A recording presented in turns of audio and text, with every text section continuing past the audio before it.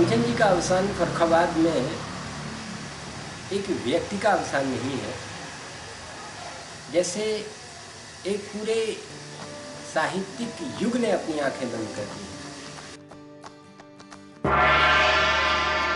उड़े हुए है जिसका लवादा समाजवाद, उड़े हुए है जिसका लवादा शराबाद। हम खूब समझते हैं तुम्हारा समाजवाद किस ओर कर रहा है इशारा समाजवाद के उसे हट करके उन्होंने एक दूसरी राम लीला मातृभाषा लेने शुरू कर। उसका कारण यही था, विमल तिवारी और दादा चंद्रशेखर की राजनीतिक जो वैमनस्य था वो एक बहुत बड़ा कारण था। सबसे पहले देश आराम और केसरिया परिवेश, यही है मोदी का संदेश। लेकिन जो अटल जी को उन्होंने सम्मान दिया, का अटल जी हमारे गुरु हैं, हमारे आदर्श हैं, हमारे मार्गदर्शक हैं। किंतु मुझे ये जानकर जब मुझे मालूम हुआ कि सिंधु जी पाकिस्तान जा रहे हैं, उनको इमरान खान साहब ने बुलाया है, जा रहे हैं, तो मुझे बड़ा आश्चर्य हुआ। अगर मैं अपने पंक्तियों में कहूँ और शेखर जी की जिंदगी को उसमें समाहित करूँ तो मैं कह सकता हूँ कि जब तक ना जाए बीत ये मौसम क्रंदन का। शेखर जी कह रहे हैं, मैं कह रहा हूँ, लेकिन ये शेखर जी की आवाज़ है। जब तक ना जाए बीत ये मौसम क्रंदन का, मानवता के शोषण, दोहन, उत्पीड़न का, तब तक ना देश बने, जब तक ना देश बने फिर पंछी कंचन सा, तब तक लेखनी गीत बगावत के गाए, तब तक लेखनी गीत बगावत के गाए। तो बगावत एक हिंसात्मक होती है, एक अहिंसात्मक होती है। शेखर जी की बगावत अहिंसात्मक रही, समाज के हित में रही, लोक कल्याणकारी राज्य के अनुरूप रही। ओम प्रकाश कंचन की एक काव्य यात्रा, मंचीय काव्य यात्रा का प्रसारण किया, जो अनुभव थे कवि सम्मेलनों के, उनके ऊपर यथेष्ट प्रकाश आई विटनेस ने डाला, जिसको लोगों ने पसंद किया।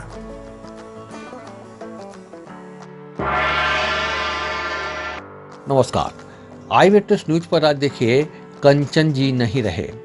साहित्य और संगीत जगत में शोक की लहर, एक निजी अस्पताल में ली अंतिम सांस। कंचन जी नहीं रहे, इस शहर ने एक और बहुमूल्य मालिक को खो दिया। साहित्य और संगीत की साधना में आजीवन लगा रहने वाला एक व्यक्तित्व हमेशा हमेशा के लिए हमें छोड़कर चला गया। आखिर किस किस रूप में कंचन जी को याद किया जाए? फर्रुखाबाद से ताल्लुक़ रखने वाले प्रसिद्ध ठुमरी गायक ललन पिया की कला को संगीत प्रेमियों से परिचित कराने में उन्होंने अपनी जिंदगी लगा दी। कोई दूर दूर तक उनका ललन पिया से कोई व्यक्तिगत लेना देना नहीं था, पर शायद वो ललन पिया को हम सभी से परिचित कराने के लिए ही इस धरा पर आए थे।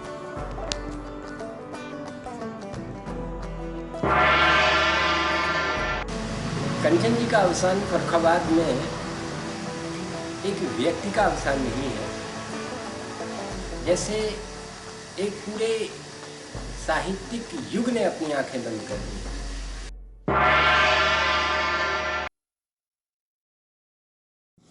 बहुतों ने उन्हें रामलीला के मंच पर स्वर्गीय दादा चंद्रशेखर शुक्ल के साथ रामलीला के कीर्तन रामा रामा पर झूमते देखा। बहुतों ने उन्हें भारतीय महाविद्यालय के उप प्राचार्य के रूप में गुरु शिष्य की उच्च परंपरा निभाते देखा। बहुतों ने उन्हें पाल की उल्टी दिशा में जा रही है, मैं उन कहानों को बदलना चाहता हूँ वाले बगावती स्वर में काव्य पाठ करते हुए देखा। बहुतों ने उन्हें हारमोनियम और तबले पर एक श्रेष्ठ संगीतकार के रूप में देखा।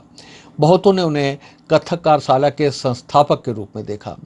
बताते हैं कि आपातकाल के दिनों में उनकी कविताओं ने देश प्रेमियों के दिलों में आग भड़काने का काम किया, और तब सरकार उनके पीछे हथकड़ी लेकर घूम रही थी, और इसीलिए उन्हें काफ़ी दिनों तक भूमिगत रहना पड़ा।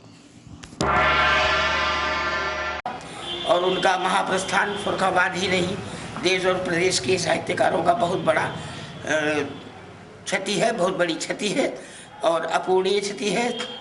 वे कवि थे, साहित्यकारों के सिरमौर थे, संरक्षक थे, संस्कार भारती के फरुखाबाद के जन्मदाता थे, और तो और वे यहाँ के कवियों के, नए कवियों के निर्माता थे, जो हिंदी साहित्य में महावीर प्रसाद द्विवेदी का स्थान है, वही फरुखाबाद के साहित्यकारों की रचना में, उनके संवर्धन में, उनके विकास में, उनको प्रकाश में लाने में जितना योगदान कंचन जी का है, उसको हम सब कभी नहीं भूल सकते। संस्कार भारती की स्थापना के बाद तो उन्होंने जैसे खुद को संस्कार भारती को ही समर्पित कर दिया। ललन पिया ही नहीं, फरुखाबादी तबला घराना के संस्थापक हाजी बिलायत अली और हास्य कवि रमेश पिल्ले लेले को शहर से परिचित कराने वाला अगर कोई था तो कंचन जी ही थे। महामूर्ख सम्मेलन जैसे कार्यक्रम और साहित्यकार संसद जैसे संगठनों की कल्पना कंचन जी के ही बस की बात थी। हिंदी भवन में उनके अपने हाथ से बने कई साहित्यकारों के चित्र उनकी चित्रकला में अभिरुचि के प्रमाण प्रस्तुत कर रहे हैं।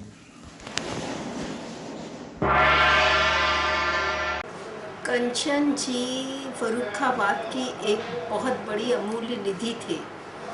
अगर देखा जाए तो वो साहित्य, संस्कृत और कला की त्रिवेणी थे।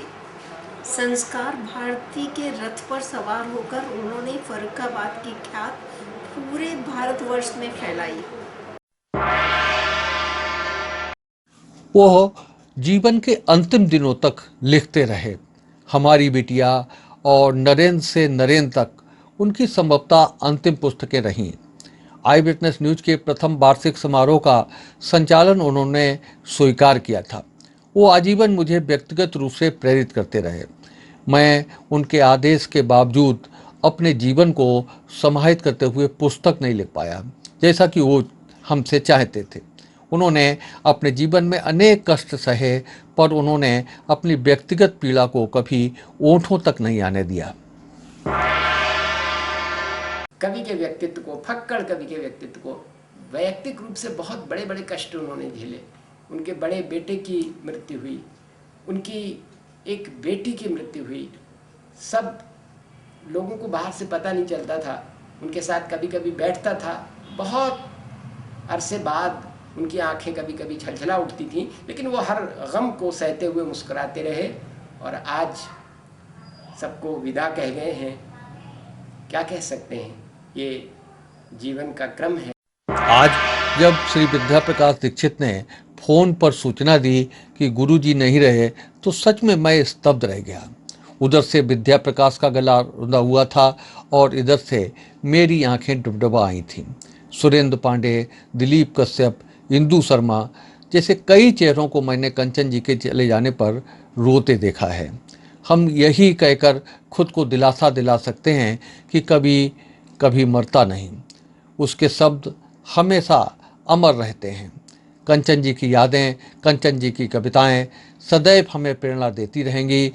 वो ब्रह्मदत्त द्विवेदी, मथुरा प्रसाद सक्सेना प्रेम, जेपी टंडन अलौकिक, दफेदार दीक्षित अंचल, ओम प्रकाश दुबे, राजा राम मिश्र कमलेश, शिवेंद्र विजय, रमेश तिवारी विराम की पंक्ति में जा खड़े हुए हैं। हम इस महाविक्षोभ पर निश्चित रूप से बहुत दुखी हैं। कंचन जी, हम आपको कभी भूल न पाएंगे।